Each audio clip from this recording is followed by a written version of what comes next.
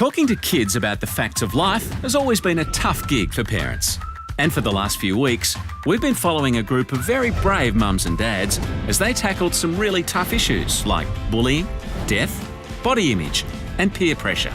Now it's the adults' turn as we talk to parents about talking to their kids. Thanks to Nature's Way, giving your kids a healthy start with Kids Smart. This week, our proud parents spoke candidly to us about how these conversations surprised them. I always thought that, every child is sort of scared of death, and it was a bit surprising to find out she's not, scared, and she's more optimistic about it than I thought she would be. But do you think death is the end? No, I think you can come back, but as something else. But if you're bad, then you might come back as a cockroach or something and get chased by a foot. Yeah, I was really surprised at some of the things that they knew. It's a very sad thing, body image, when people are ashamed of their body, and it leads to stuff like anorexia and all that stuff. And, it's a big problem, and it's mainly for women too. Because I always take the magazines away from them and sort of try and not show them any of that. And it was actually a really good lesson for me to actually go, you know what, they do probably know more than I think. But if there's one common thread, it was definitely the impact of technology on their children.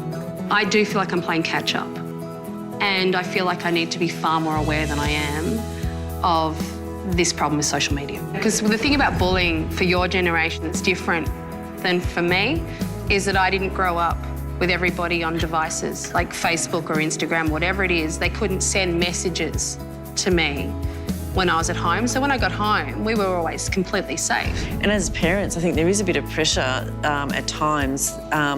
They all have a phone, and, we wrap it up like, oh, we must contact you at any time, and you must have a phone, and you must have social media, otherwise, that's the way kids communicate with each other and how friendship groups work and how parties get planned. But really, I think it's just like a weapon for them. And so he turned around and started calling me a floating black something. Yes. That's too rude to say. Yeah. When we were growing up as kids, there was no internet, there was no social media. But I think as a family, I've always said to him, we make a stand when it comes to racism. If you are,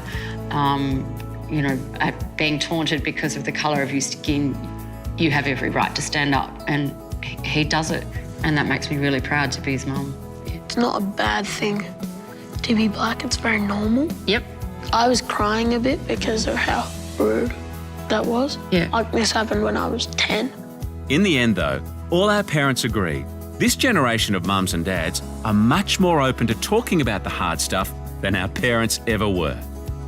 I actually find it easier to be able to talk and have a conversation about things than what it was for me when I was growing up, where there was absolutely no discussion in our house about anything that was real in life. Like, we just sort of, as a family growing up, just breezed through life and didn't talk about the hard stuff. I feel like it's a different relationship. I'm really close with my mum, but I feel like there were certain things that just felt, I just wouldn't talk to her about, whereas with my girls, I feel like we can talk about a whole lot more. And sex and all those sorts of things, we're not scared of those conversations.